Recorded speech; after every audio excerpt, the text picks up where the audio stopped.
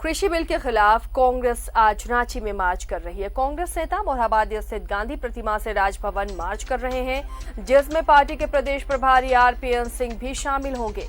कांग्रेस प्रभारी आरपीएन सिंह ने कहा कि जिस जमींदारी प्रथा को कांग्रेस पार्टी ने खत्म किया, उसे देश में एक बार फिर से थोपने की कोशिश हो रही है।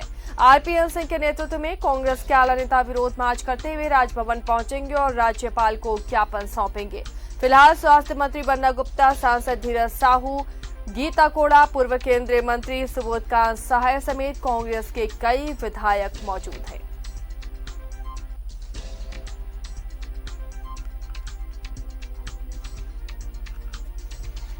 कृषि बिल का विरोध कांग्रेस कर रही है पूरे देश में, और आज राजधानी रांची में कांग्रेस का राजभवन मार्च है, जिसमें कई कांग्रेसी दिग्गज नेता शामिल हो रहे हैं और ये राज्यपाल पहुंचेंगे पैदल मार्च करते हुए। सहयोगी विपिन जुड़े हुए हैं इस मार्च के साथ। विपिन का रुख करते हैं। विपिन, आज कांग्रेस का हल्ला बोल और राजभवन मार्च है कृषि बिल के विरोध में।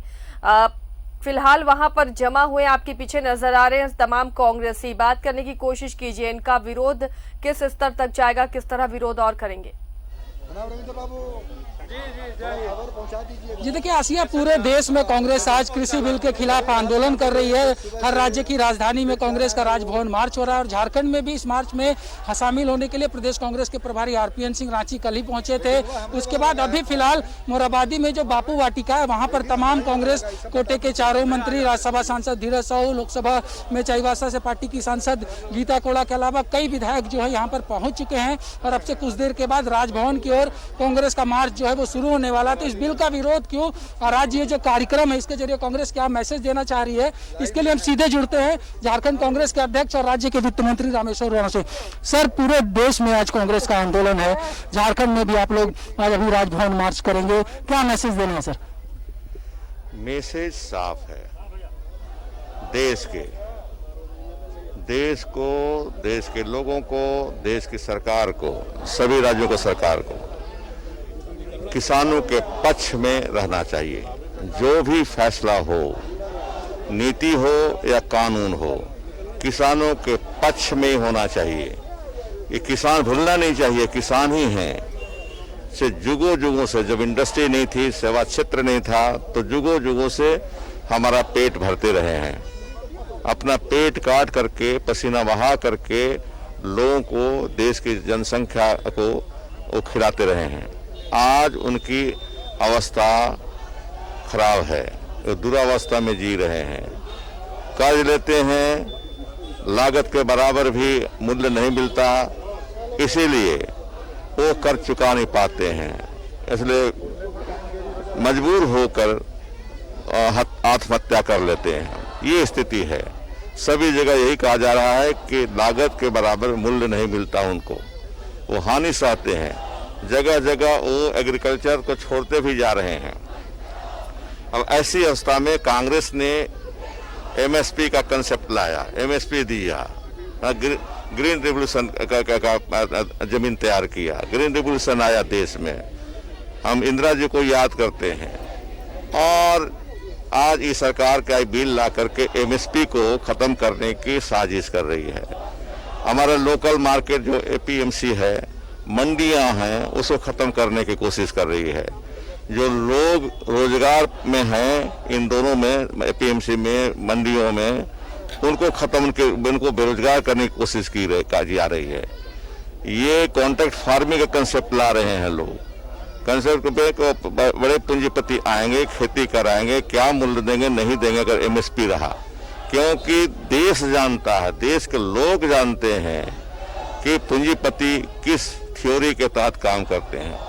वो उनको थ्योरी यही है कि अधिक से अधिक उनको मुनाफा मिले, तो मुनाफा कमाने के लिए कम दाम में खरीदेंगे और अधिक दाम में उसको फिर बाजार में बेचेंगे। तो दोनों तबाह, किसान भी तबाह और जो उपभोक्ता हैं, अनाज जो खाते हैं, सभी लोग उपभोक्ता हम लोग अनाज के हैं, वो लोग भी तबाह, उनको अधिक मूल्य दिया जाएगा, उनको किसान भी तबाह। इस तरह से इस बिल से कोई फायदा नहीं है, किसानों को हानि है। कांग्रेस पार्टी शुरू से किसान के पक्ष में रही है। आप इतिहास उठा के दे दिए, 1917 से देख लीजिए, गांधी जी के जमाने से, है ना, चंपारण में क्या किया था उन्होंने, शुरू किया, उनका आंदोलन शुरू हुआ इस देश में किसानों के पक्ष में, है ना। निरहों को भगाने के लिए, निरहों का जो शोषण होता था उसको खत्म करने का उन्होंने आंदोलन किया। और उस समय की सरकार संवेदनशील सरकार थी, इसने उनकी बात को मान गई और एग्रीमेंट हुआ किसानों और कंपनी के बीच में, ब्रिटिश सरकार के बीच में, और किसानों को राहत मिली। अब ये बिल जो है इस पर राष्ट्रपति की मोहर लग चुकी है, अब ये कानून बन गया है, तो इसको अब आगे चलकर कैसे लड़ाई लड़ेंगे इसको लड़ाई लड़ेंगे हम लोग, जनता लड़ेगी। हम लोग पार्टी के तो लड़ेंगे ही, ये जनता तैयार है। देख लीजिए सीन पंजाब में, देख लीजिए सीन हरियाणा में, देख लीजिए सीन महाराष्ट्र में, देख लीजिए सीन पश्चिमी उत्तर प्रदेश में। आप यहाँ भी बिहार में भी सीन आपको दिखाई देगा।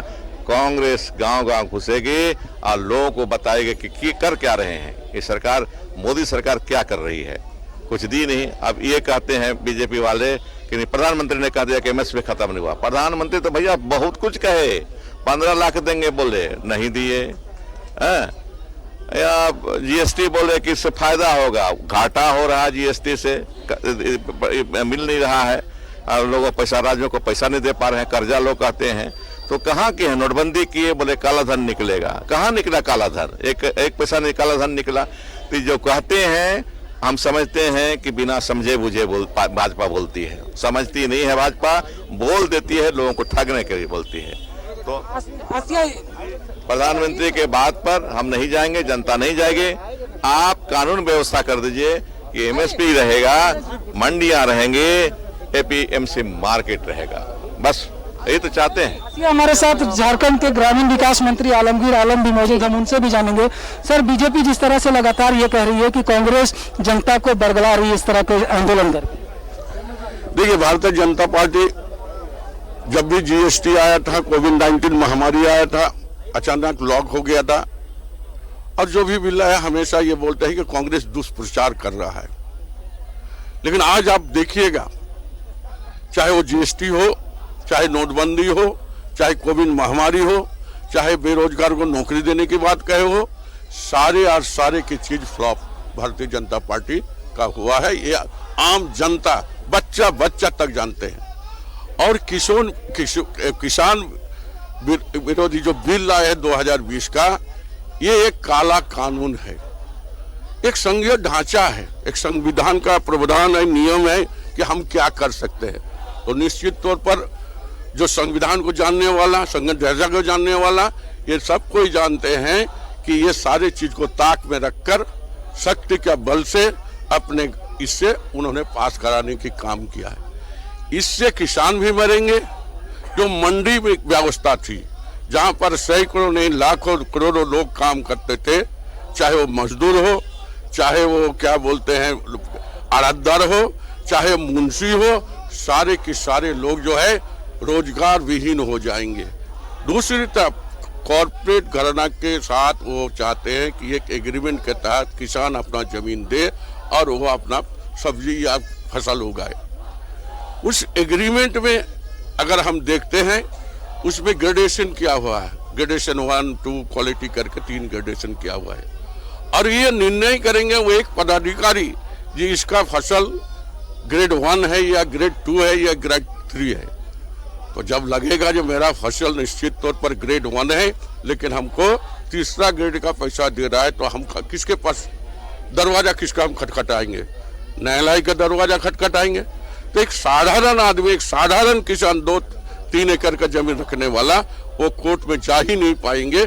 इसीलिए मुझे लगता है कि ये काला कानून है, और हम आम लोगों को, किसानों को, जो देश का रीढ़ है, जहां पर 70 से 75% लोग किसान हैं, उनके इस आवाज के साथ कांग्रेस पार्टी खड़ी है, और इसका विरोध और निंदा हम लोग करते हैं।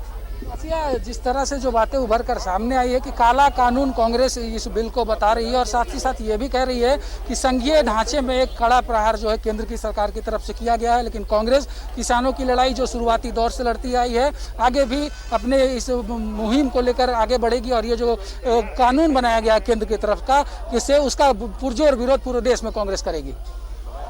चलिए शुक्रिया विपिन इस तमाम जानकारी के लिए। तो कांग्रेस का देशव्यापी आंदोलन चल रहा है कृषि बिल के खिलाफ और राजधानी रांची में भी राजभवन मार्च करेगी कांग्रेस। तमाम बड़े चेहरे कांग्रेस के पहुंच चुके हैं और पैदल मार्च मोरहाबादी मैदान से राजभवन का कांग्रेसी करेंगे, ज्ञापन सौंपेंगे, इस बिल का विरोध करेंगे।